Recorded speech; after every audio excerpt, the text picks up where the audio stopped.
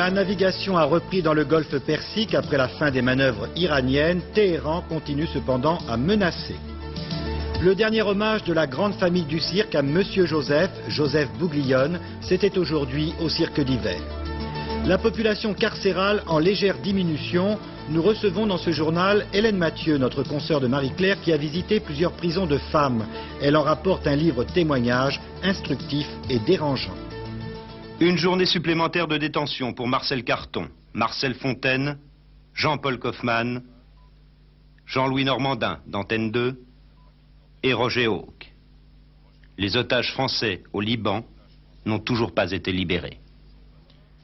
Mesdames et messieurs, bonsoir. Les manœuvres navales iraniennes terminées, la circulation a repris dans le golfe Persique avec 3 pétroliers koweïtiens aux couleurs américaines qui ont passé le détroit d'Ormuz sans crier gare. Le président iranien a lancé une mise en garde aux flottes militaires qui croisent dans les parages. Il a visé particulièrement le groupe aéronaval français qui, lui, approche de la mer d'Oman. Jacques Merlino.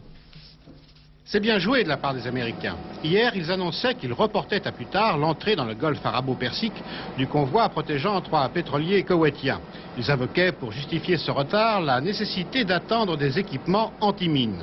Et puis, dans le secret le plus absolu, ils ont fait appareiller les 3 navires avec leur escorte et sont passés à la barbe des Iraniens. Le convoi se trouve actuellement au large de Dubaï.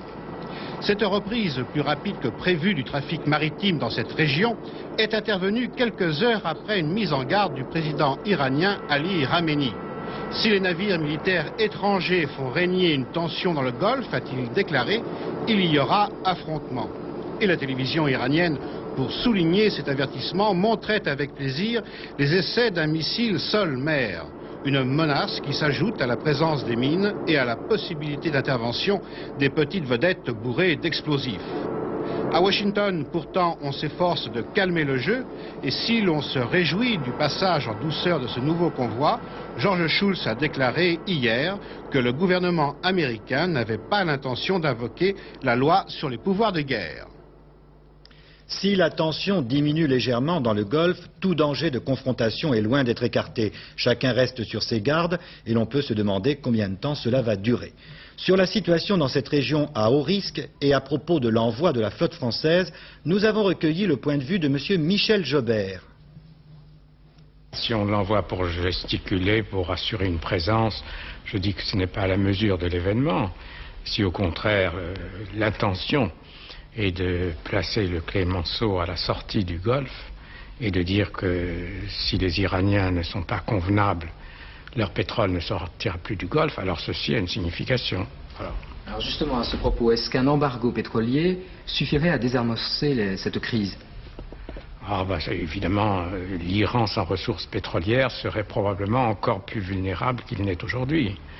Mais un embargo de la France sur le pétrole de l'Iran et ne touchant que les livraisons pétrolières en France n'est pas significatif, chacun le comprend bien, mais la France dans la situation où elle est par rapport à l'Iran ne peut pas non plus dire à son public nous allons nous servir comme par le passé en pétrole iranien. En tout cas, une réaction de Téhéran à l'arrêt des importations de pétrole iranien décidé par le gouvernement français, c'est sans importance, explique le ministre iranien du pétrole. Selon lui, les achats français n'avaient aucun impact sur le marché iranien. Alors, quels sont les principaux clients de l'Iran? Alain Doubeski tente de répondre à cette question. Les dirigeants iraniens n'ont rien à faire de nos achats de pétrole. Et pourtant, sur l'ensemble du premier semestre, l'Iran était le 3e fournisseur de la France avec un peu plus de 3 millions de tonnes. Il a même été notre premier fournisseur au mois de juin. Mais pour Téhéran, c'est la quantité négligeable. Surtout lorsque l'on sait qu'actuellement l'Iran poursuit des négociations avec l'URSS. Il s'agirait de livraisons très importantes. On parle de réouverture de gazoducs et de construction d'un oléoduc vers les ports de la mer Noire. La dépendance des États-Unis envers l'Iran est très faible. Les USA produisent 63% de leur consommation. Seuls 8% viennent des pays du Golfe tout entier et pas seulement de l'Iran. C'est surtout le Japon qui est dépendant du pétrole du Golfe avec 60% de ses importations. La part du pétrole iranien y est conséquente, difficile donc pour les Japonais de se priver de ces ressources. Conclusion, l'Iran livre de grosses quantités à des pays qui ne lui font pas de problème, ou bien à des pays qui sont tributaires de son pétrole. C'est une sécurité. De plus, une grande partie du reste de ses exportations peut arriver sur le marché libre de Rotterdam ou se retrouver sous la forme d'importation de produits raffinés. Dans la complexité actuelle du marché, priver l'Iran des revenus de son or noir n'est pas chose facile. Au Liban, 7 jours de deuil national ont été décrétés après la mort de Camille Chamoun hier. Plusieurs milliers de personnes, chrétiens et musulmans, ont suivi le cortège funéraire aujourd'hui dans la partie est de Beyrouth. Le Premier ministre israélien, de son côté, a rendu hommage à M. Chamoun en le qualifiant de patriote. Peut-être un fragile espoir de paix en Amérique latine après l'accord signé par 5 chefs d'État de la région visant à un cessez-le-feu au Nicaragua, au Salvador et au Guatemala, 3 pays qui connaissent une guérilla larvée. Le problème est de savoir si ce plan de paix a des chances d'être appliqué. Ce n'est pas évident. Michel Monpontet. L'accord de paix signé vendredi au Guatemala entre les 5 pays d'Amérique centrale comprend 3 points essentiels. Le premier, c'est l'arrêt des combats qui concerne surtout le Salvador, le Guatemala et le Nicaragua bien sûr. Le deuxième point essentiel, c'est l'organisation d'élections démocratiques sous le contrôle d'observateurs internationaux. Enfin, l'amnistie des opposants au régime sur place sous les 3 mois à venir. Est-ce à dire que la paix va enfin s'installer en Amérique centrale? Loin s'en faut. Autant de pays que de cas particuliers. Au Nicaragua d'abord. Le plus mortel des conflits. D'un côté, le gouvernement sandiniste de M. Ortega, soutenu par Cuba et par Moscou depuis 1979. En face, la Contra, entraînée, armée et financée par les États-Unis. 5 ans de guerre fratricide. La Contra, à l'annonce du plan de paix, marque déjà son désaccord. Il est vrai qu'il n'était pas invité au sommet du Guatemala.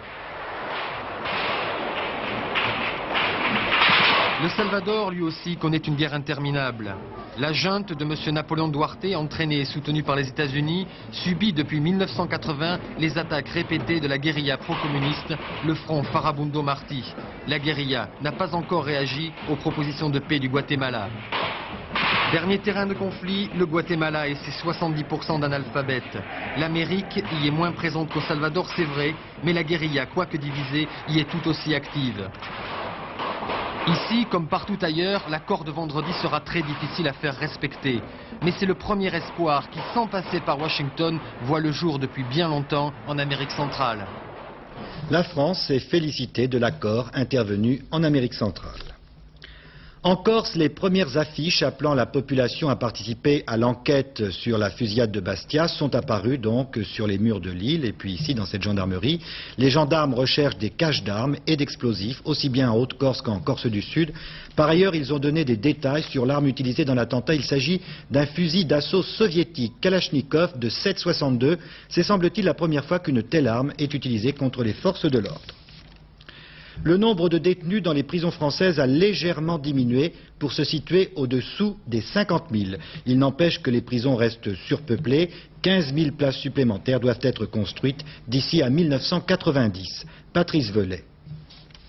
Léger mieux dans les prisons françaises. En août, le nombre des détenus est passé au-dessous de la barre des 50 000, soit 2,2% de moins qu'en juillet dernier. Une amélioration temporaire pourtant. Les libérations sont toujours plus nombreuses pendant les vacances. Restent donc 49 513 détenus pour 33 000 places environ, avec des conséquences sur la vie quotidienne des hommes et des femmes emprisonnés. À Nice par exemple, elles sont 60 pour 45 places, parfois jusqu'à 6 dans une cellule prévue pour 2. On se lave chacune à tour de rôle. L'eau chaude y est ou n'y est pas. Quand il y a la douche, nous avons une très petite pression, donc on ne se lave pas tout le temps et entièrement, ça c'est sûr.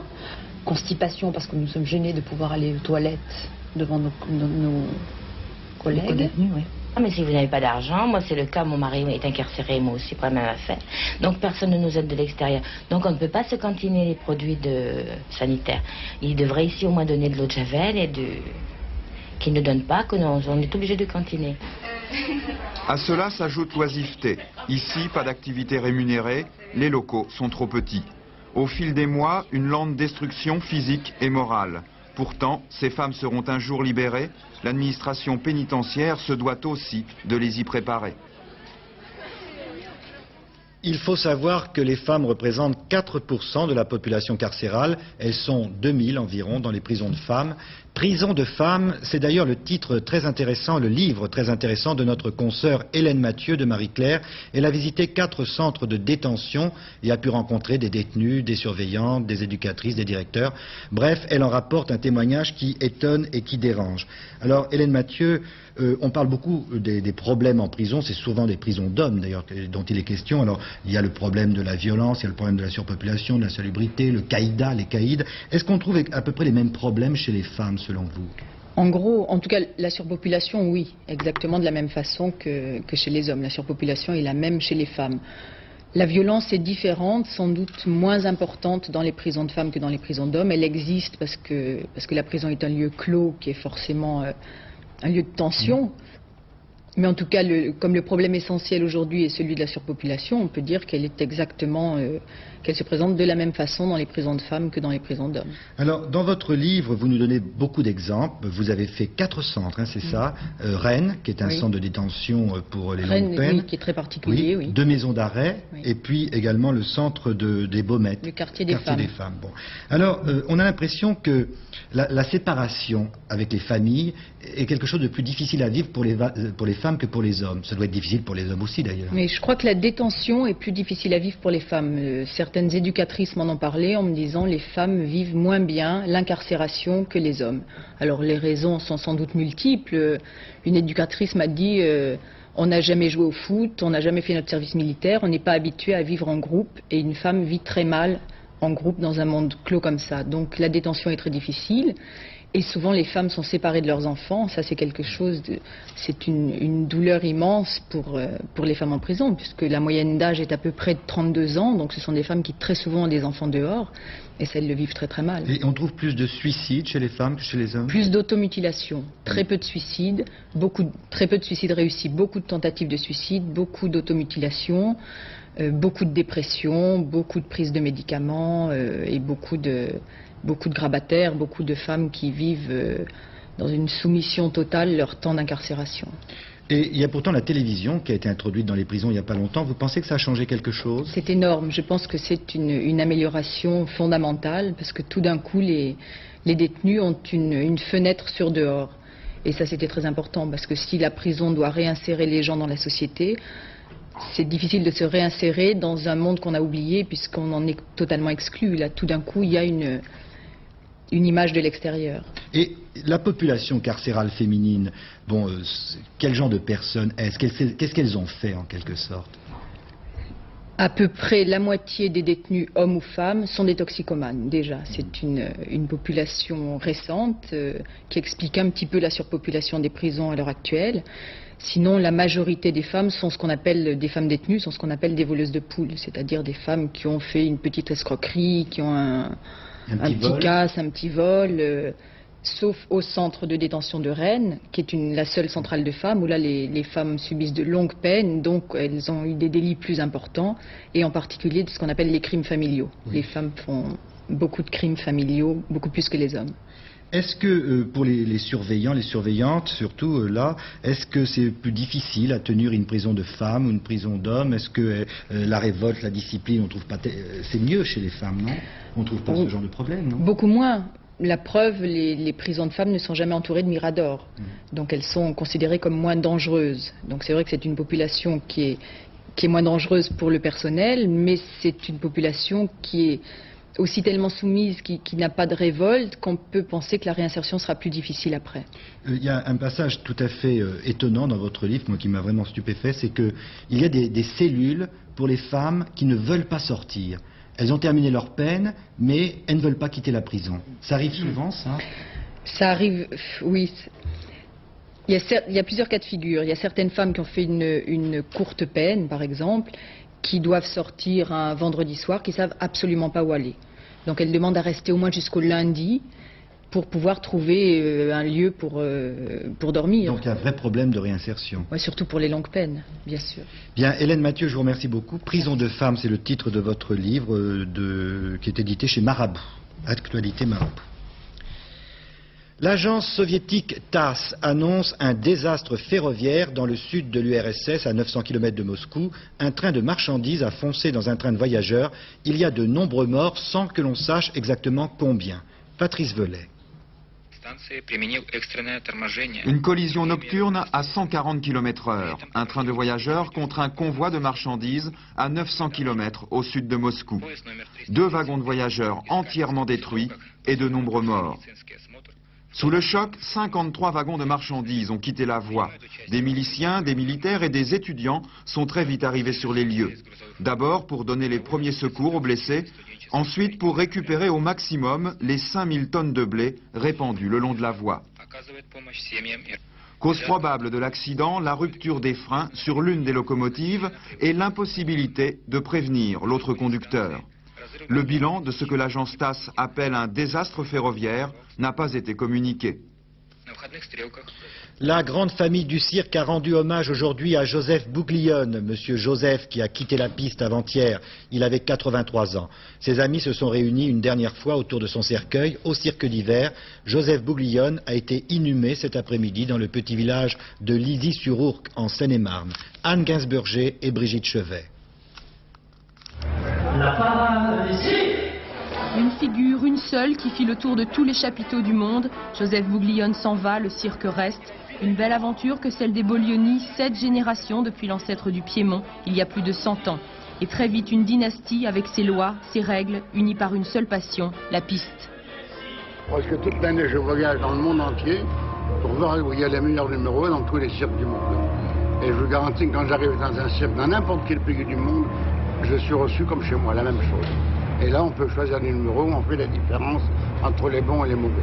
De Paray le Monial, où il était né, jusqu'au cirque d'hiver, qu'il ne quittait pas depuis 1934, le patriarche était passé par toutes les figures du métier, équilibriste, puis écuyer, puis dompteur, et depuis toujours une passion, la parade. Fier de ses traditions manouches, il avouait sans coquetterie ne savoir ni lire ni écrire, sévère et parfois tyrannique. Monsieur Joseph, c'était avant tout un cœur gros comme ça, le chef de clan, le père. J'étais venu passer une audition dans un numéro de clown, ici, sur la piste. Il était tout seul dans le cirque avec son grand chapeau.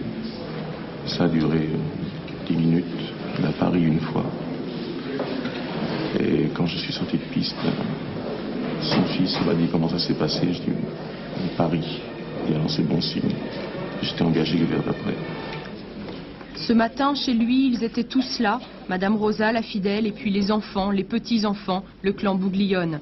Beaucoup d'amis aussi, le dernier hommage à celui que les gens du voyage surnommaient mon oncle. Pendant près de 3 heures, ils ont défilé, ni grosse caisse, ni parade, mais derrière l'éternel chapeau, et tout près de sa caravane, l'âme de Monsieur Joseph s'imposait encore. Ah, c'est dommage qu'il ne le voit pas, voyez-vous. C'est bien dommage.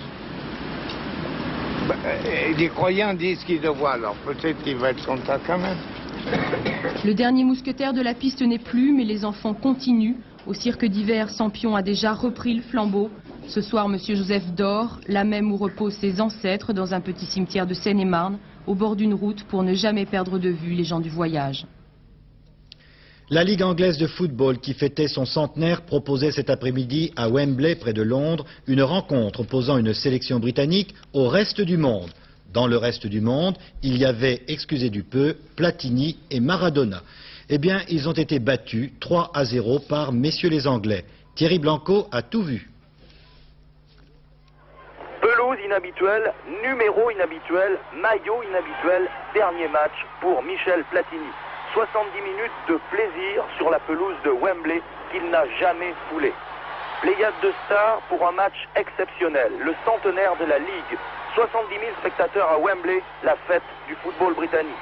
Et comme en 1963, pour le centenaire de la fédération, l'équipe du reste du monde s'incline face à une sélection britannique. 23e minute, ouverture de Kenny Sanson, Robson de la tête, 1-0 pour l'équipe de la Ligue. Deuxième mi-temps, Liam Brady pour Whiteside, Angleterre 2, reste du monde 0. Et 1 minute avant la fin du match, Whiteside encore pour Robson, superbe, 3-0. Ce sera le score final de cette magnifique rencontre du centenaire dans un stade de Wembley devenu temple du football. Le Britannique Nigel Mansell partira en première position dans le Grand Prix de Hongrie de Formule 1 qui se court demain à Budapest. Alain Prost, lui, est en 4e position. Lionel Chamoulot. Bon anniversaire Mansell. Le jour de ses 33 ans, le Britannique réussit encore la pole position, la 7e de la saison en 9 Grands Prix. Vous vouliez absolument la pole position pour votre anniversaire?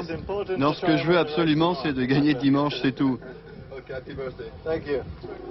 Mansell, meilleur temps, c'est presque habituel. La Williams est à l'aise sur ce circuit très sinueux. Le Britannique est toujours à l'attaque, trop souvent. En revanche, une surprise avec le retour d'une Ferrari en première ligne. L'Autrichien Berger est aux côtés de Mansell. En deuxième ligne, on trouve Piquet, le leader du championnat du monde, et Alain Prost, le Français déçu et agacé. La McLaren n'est pas parfaitement réglée et il n'a plus le droit à l'erreur pour conserver son titre. Je suis déçu surtout parce que j'aurais aimé rester en première ligne et 4e temps c'est pas mal, mais sur ce circuit qui est presque aussi difficile que Monaco ou Détroit pour dépasser, c'est quand même un handicap certain face à Piquet et à Mansell. Les autres Français dans le clan des atmosphériques, Philippe Streff a réussi le 14e temps, superbe performance, il devance la Larousse et Calmès de Philippe Alliot. Pascal Fabre reste le moins bon temps encore une fois, mais son objectif sera de terminer ce Grand Prix. Quant à l'équipe Ligier et à René Arnoux, il tourne à l'économie. Le Français n'est que 19e sur la grille de départ. La raison, il faut économiser les moteurs. Il n'en reste plus que 16 pour 8 courses. Dimanche, les Français suivront plutôt Alain Prost, un Prost inquiet, car encore une fois, les Williams Honda tournent bien. Le Tour de France à la voile va sur la fin. Aujourd'hui, triangle olympique à Saint-Tropez, 7 Roussillon. Ou non, 7 Languedoc-Roussillon a gagné, c'est la 5e fois que ce bateau gagne. Francis Marotto, qui suit pour nous l'épreuve, s'est intéressé, lui, au problème du parrainage dans cette course. Voici ce qu'il en dit. Tour de France cycliste, aérien, à la voile, les tours se multiplient, les sponsors divisent les budgets. Et la caravane passe, les gens la voient. Ce 10e Tour de France à la voile coûte cher. Les municipalités déboursent 60 millions de francs, les sponsors aussi 15 millions de francs uniquement pour la course. Alors, originalité pour trouver de l'argent. C'est très simple, il y a un bon tiers qui est par les locations des bateaux aux villes et régions. C'est-à-dire que nous leur demandons 150 000 francs pour l'année pour nous louer des bateaux, parce que les bateaux appartiennent à l'organisation du Tour de France à la voile. Et puis il y a les gros sponsors, ceux qui payent beaucoup pour être vus. Alors autour de la petite bouteille ronde par exemple, on s'agite. Alors ça se situe environ entre 20 à 30% du budget global du Tour de France à la voile. C'est déjà pas mal pour un premier parrainage. Environ 4 millions de francs pour une première. Un peu plus modeste, environ le tiers pour un second sponsor qui cible précisément la période des vacances. Pendant la période de vacances, parce qu'à ce moment-là, les consommateurs ont leurs appareils en bandoulière et qu'on leur apporte avec le Tour de France à la voile un sujet photo supplémentaire pour qu'ils gardent des souvenirs de leurs vacances. Et puis la conclusion avec quelqu'un que vous connaissez bien pour l'avoir invité pendant des années chez vous à l'heure du repas, Claude Sérillon. Claude, bonjour. Alors tout cet argent dépensé, ça vous dérange? Non, je crois qu'il ne faut pas être naïf, il faut pas se faire d'illusions. On ne peut pas avoir un Tour de France à la voile avec 350 voitures, 950 personnes, avec un spectacle qui est tout à fait fabuleux. Je l'ai vu ici à Bandol. On ne peut pas avoir ça sans argent. Donc il faut trouver des sponsors. Alors ce que je note, c'est qu'il n'y a aucun sponsor qui touche, je dirais, le tabac ou l'alcool. Et surtout ce qui m'intéresse, c'est les gens qui viennent des régions, c'est-à-dire des villes ou des régions qui se mobilisent pour permettre à des équipages de faire un Tour de France à la voile, qui reste quand même une superbe épreuve sportive. Voilà, salut à Claude Sérillon. Il y avait un tiercé aujourd'hui à Enghien, dont voici les résultats, le 3, le 5 et le 13, 2863 francs 50, 495 francs 50 pour 5 francs. Et puis il y a un tiercé demain à Deauville, dans le prix de la municipalité et du district. Pierre de Brest vous conseille de jouer Machado le 3, George's Hero le 8, Greek Fire le 2, Strangio le 9, Buis le 12, Fabulous Pearl le 1, Nisham King le 14 et John O'Groats le 11. La météo, José Blanc-Lapierre, pour demain, qu'est-ce qui se passe? Eh bien, écoutez Philippe, si la Grèce a eu peur d'une deuxième vague de chaleur aujourd'hui, ce n'est pas le cas pour nous, car pour nous les températures restent relativement fraîches, 4-5 degrés en deçà des normes saisonnières. Et puis un soleil sans excès, très sobre, c'est le cas de le dire. Il faut dire qu'il doit se bagarrer avec des nuages que voici sur notre photo satellite. La voici, donc des nuages qui viennent du nord, qui viennent encore du sud-ouest. Alors demain, ce sera la rencontre de ces nuages à peu près au centre du pays. Je vais vous montrer tout de suite sur la carte du temps qu'il fera à peu près à la mi-journée. Donc des nuages ici, des nuages en fait voilà, on devrait les voir un petit peu mieux. Enfin sachez qu'ils vont être sur les Pyrénées, le sud du Massif central et les Alpes. En fin de soirée ils donneront quelques orages, mais vraiment pas méchants du tout. Des passages nuageux le long des côtes de la Manche et quelques ondées, mais rares ondées. Et partout ailleurs, il fera beau, regardez, un soleil généreux. Non, demain, il fera bien meilleur, soyez rassurés. Les températures, donc relativement fraîches, 17 degrés, 18 à Brest, 23 à Bourges, à Dijon, sur le sud, 22 à Limoges, 29 encore, ce sera le maximum. Demain, dimanche 9 août, le soleil se lèvera à 6h35, il se couchera à 21h16, 3 minutes de soleil en moins, et ce sera la Saint-Amour, Philippe. Bonne fête! Bonne fête, José. Merci. Le dernier journal à 23h30 avec Isabelle Bechler, dont c'est aussi la fête d'ailleurs. Bonne soirée, à demain.